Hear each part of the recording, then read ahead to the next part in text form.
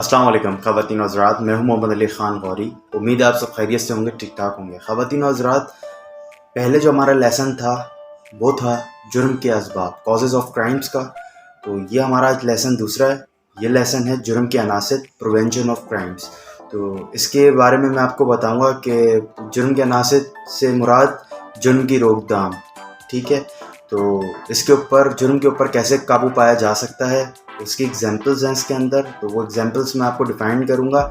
Examples तो इसकी total 20 हैं, बट मैं आपको उसमें से 5 या 6 एग्जांपल डिफाइन करूँगा। तो इसकी 1 बाय 1 करके एग्जांपल्स डिफाइन करते हैं और नेक्स्ट पार्ट में इसकी एग्जांपल्स के बारे में आपको बताता हूँ। वेलकम बैक ख़वातीन और हज़रात। तो इसकी एग्जांपल स्टार्ट करते हैं 1 बाय 1 करके।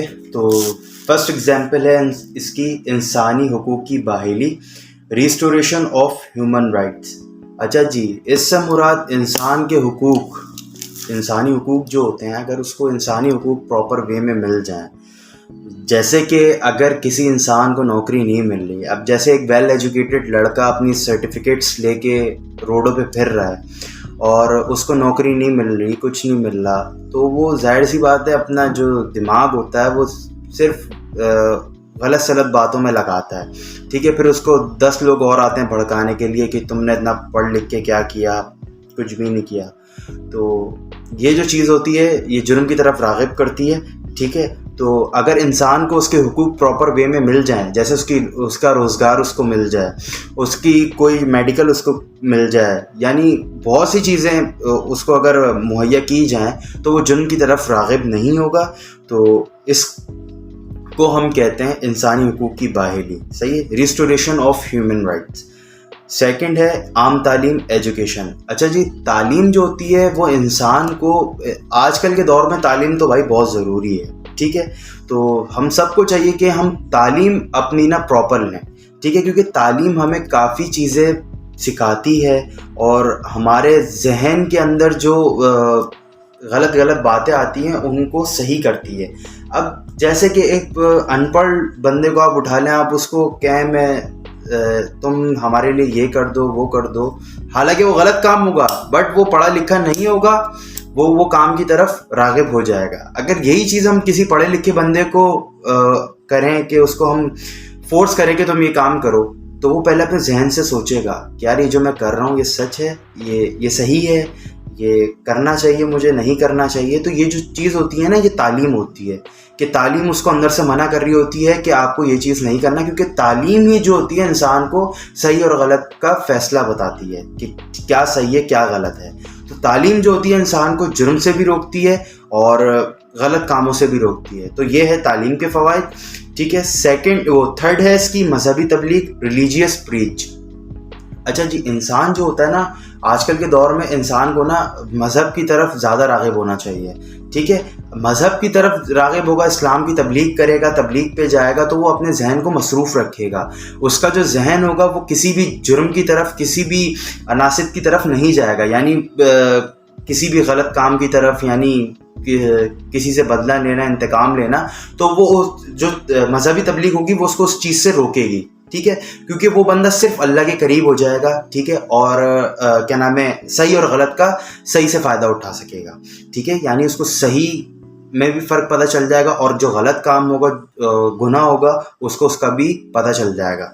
तो इसी चीज़ से चाहिए इंसान को कि वो अपना जो जहन है वो मज़हब की तरफ ज़्यादा राग़िब करे। तो ये थी हमारी तीसरी हेडिंग, मजहबी तबलीग, रिलीजियस प्रीच। और हमारी फोर्थ हेडिंग है मीडिया की इस्लाह, ठीक है। मीडिया जो होता है, ये भी मैंने आपको पिछली उसमें बताया था कि इसको हम जो मीडिया की इस्लाह कहते हैं, इसको रिफॉर्मेशन इन मीडिया कहते हैं। तो ये जो होता है, अगर मीडिया के ऊपर ये फहाशी चीज़ें और ये जैसे आजकल की जो फिल्में बन रही हैं, जो चोरी करना सिखाना और मर्डर करना सिखाना, अगर ये चीज़ के ऊपर पाबंदियां लग जाए ना, तो इंसान का जहन इस जुर्म की तरफ से बिल्कुल ही हट जाएगा, वो बज़्ज़न हो जाएगा इस जुर्म से। तो ये चीज़ें अगर इन चीज़ों के ऊपर पाबंदियां लग जाएं, तो इंसान जो है वो इन चीज़ों से दूर हो जाएगा, تو اس کی یہ بھی ایک جرم کو روکنے کا طریقہ ہے, ٹھیک ہے, میڈیا کی اصلاح. اور ہماری جو 5th ہیڈنگ ہے مجرمان سے سلوک, ٹھیک ہے.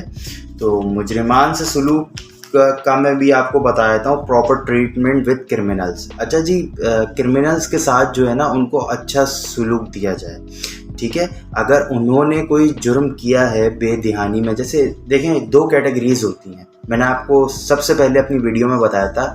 ایک ہوتے ہیں پروفیشنل کرمنلز, ایک ہوتے ہیں اوکیجنل کرمنلز, ٹھیک ہے. ایک ہوتے ہیں عادی مجرم اور ایک ہوتے ہیں غیر روایتی مجرم.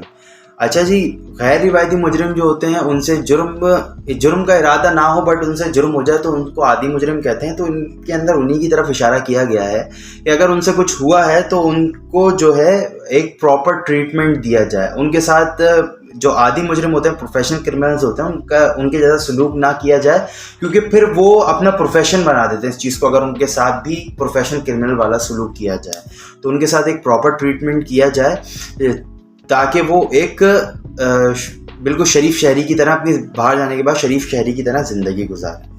اچھا جی, جو ہماری لاسٹ ہیڈنگ ہے وہ ہے پولیس کی نفری میں اضافہ.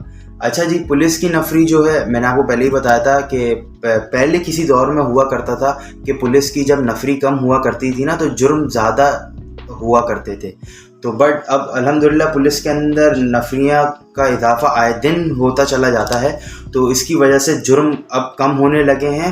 اور آگے بھی امید یہی کرتے ہیں کہ یہ جو پولیس کی نفری ہے اس میں انشاءاللہ تعالیٰ آگے بھی اضافہ ہوتا رہے گا, جس کی وجہ سے یہ جرم خود بخود کم ہونے لگیں گے.